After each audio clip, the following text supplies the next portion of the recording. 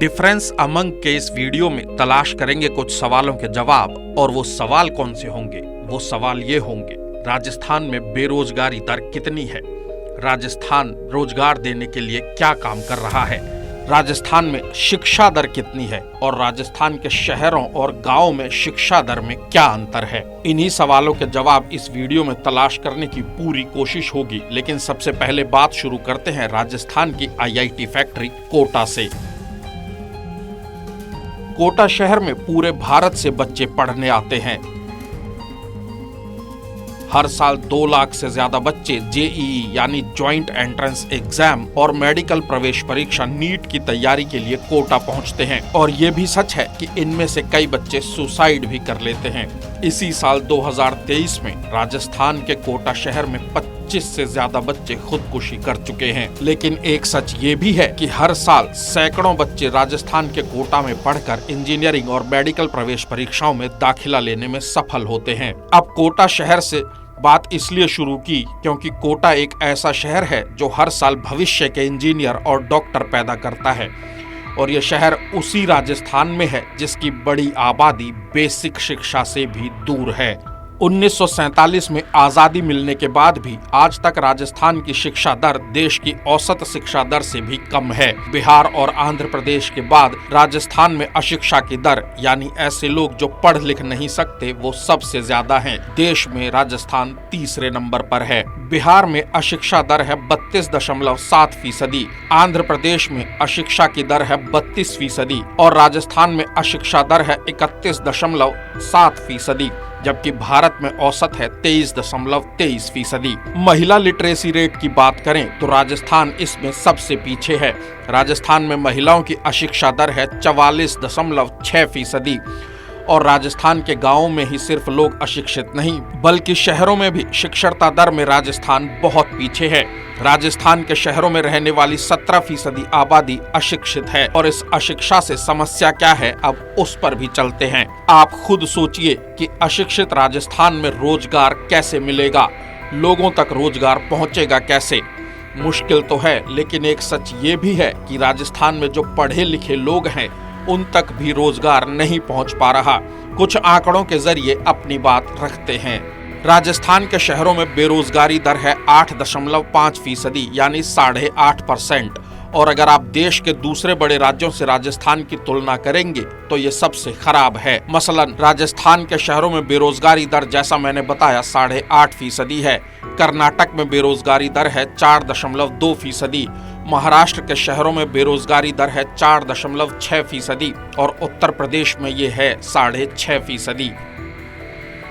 आंकड़े डराने वाले और चिंताजनक हैं। लेकिन अब एक सवाल आपके मन में होगा, रिसर्च करते वक्त हमारे मन में भी था कि राजस्थान के गांवों में क्या बेरोजगारी दर ज्यादा है या फिर शहरों से कम है, और पुरुषों की तुलना में महिलाओं की बेरोजगारी दर ज्यादा है या कम। तो चलिए इन्हीं सवालों के जवाब भी तलाशते हैं। राजस्थान के शहरों में 18 से 29 साल के युवाओं की बात करें तो इसमें से करीब 24% युवा बेरोजगार हैं, यानी ऐसे लोग जिनके पास कोई काम नहीं है। इस बेरोजगारी के खिलाफ आवाज बुलंद करने के लिए प्रदेश में एक मोर्चा भी बना है। एक फेसबुक पेज है राजस्थान बेरोजगार एकीकृत महासंघ। इस पेज को बनाने वाले एक शख्स हैं उपेन यादव। और बड़ी बात ये कि इस फेसबुक पेज के 1 लाख से ज्यादा फॉलोअर्स हैं। तो अब एक और सवाल, राजस्थान में इतनी बेरोजगारी जो है उसका समाधान क्या है? और उस समाधान से पहले बात ये कि डिफरेंस अमंग के इस वीडियो में हम जो भी तथ्य आपके साथ साझा कर रहे हैं उनके आंकड़े हमने जुटाए हैं केंद्र सरकार के पीरियोडिक लेबर फोर्स सर्वे से। अब यहाँ से फिर राजस्थान की बेरोजगारी दर पर लौटते हैं। राजस्थान के शहरों में गांवों के मुकाबले बेरोजगारी दर ज्यादा है। ये हैरान करने वाला आंकड़ा है, लेकिन आंकड़े हैं तो हैं। आंकड़े कभी झूठ नहीं बोलते। राजस्थान के गांवों में बेरोजगारी दर है 3.4%, जबकि शहरों में ये आंकड़ा बढ़कर हो जाता है 8.5%। हालांकि सिर्फ राजस्थान में ही ऐसा नहीं है। तमिलनाडु, हरियाणा और उत्तर प्रदेश में भी शहरों के मुकाबले गांवों में बेरोजगारी दर कम है। लेकिन भारत में कुछ ऐसे राज्य भी हैं जहां गांवों और शहरों में बेरोजगारी दर या तो बराबर है या फिर शहरों के मुकाबले गाँवों में ज्यादा लोग बेरोजगार हैं। जैसे पंजाब के शहरों में बेरोजगारी दर है 6%, जबकि पंजाब के ग्रामीण इलाकों में ये है 6.2%। अब वापस राजस्थान पर लौटते हैं।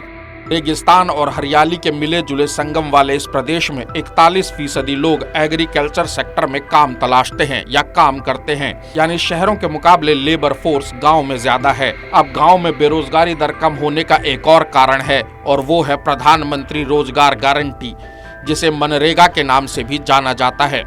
मनरेगा स्कीम को 2006 में मनमोहन सिंह की सरकार ने देश के लिए लॉन्च किया था और इस योजना के तहत गांव में रहने वाले अनस्किल्ड लोगों को 100 दिन के रोजगार की गारंटी मिलती है। राजस्थान सरकार के डाटा की बात करें तो साल 2021 में जिन लोगों ने मनरेगा के तहत काम मांगा उनमें से 89% लोगों को काम मिल गया।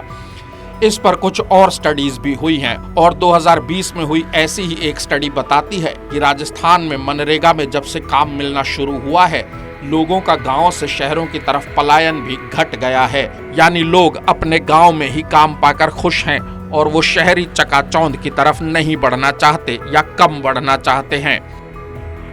और ये मनरेगा स्कीम ही है जिसकी वजह से राजस्थान के गांवों में बेरोजगारी दर कम है, क्योंकि शहरों में रहने वाले लोगों के लिए काम की गारंटी जैसी कोई योजना राजस्थान तो क्या, भारत के कमोबेश किसी भी राज्य में नहीं है। और अब बात महिला और पुरुषों की बेरोजगारी दर की, तो राजस्थान सरकार के आंकड़े बताते हैं कि प्रदेश में पुरुषों की बेरोजगारी दर है 7.7%, लेकिन ये बेरोजगारी दर महिलाओं के लिए बढ़ जाती है। राजस्थान में शहरी महिला बेरोजगारी दर है 11.3%। कुछ और आंकड़ों पर भी नजर डालना जरूरी हो जाता है। जरूरी इसलिए क्योंकि ये आंकड़े भी डराने वाले हैं। वैसे तो देश भर में सरकारी स्कूलों की हालत खराब है, लेकिन राजस्थान के मामले में ये कहीं ज्यादा ही खराब है। एक एनजीओ है प्रथम। ये एनजीओ देश भर के सरकारी स्कूलों में प्राइमरी कक्षाओं में पढ़ने वाले छात्रों के बीच जाकर ये जानने की कोशिश करता है कि बच्चे पढ़ने में कितने सक्षम हैं, बच्चे सिर्फ कक्षाओं में ही आगे बढ़ रहे हैं या फिर हर साल उनका बौद्धिक स्तर भी बढ़ रहा है। और प्रथम को राजस्थान के जो आंकड़े मिले वो क्या कहते हैं जान लीजिए। 2012 के ये आंकड़े कहते हैं कि राजस्थान के सरकारी स्कूलों में 5वीं में पढ़ने वाले 46.8% छात्र ही दूसरी कक्षा की हिंदी की किताब पढ़ने में सक्षम थे, यानी 53% से ज्यादा बच्चे दूसरी कक्षा की पढ़ाई भी नहीं कर पा रहे थे। और 2012 से 2023 तक पहुंचते पहुंचते इस आंकड़े में बड़ा बदलाव आ गया। इन आंकड़ों में साल 2022 आते आते इतना बदलाव आया कि ये आंकड़े और डराने लगे।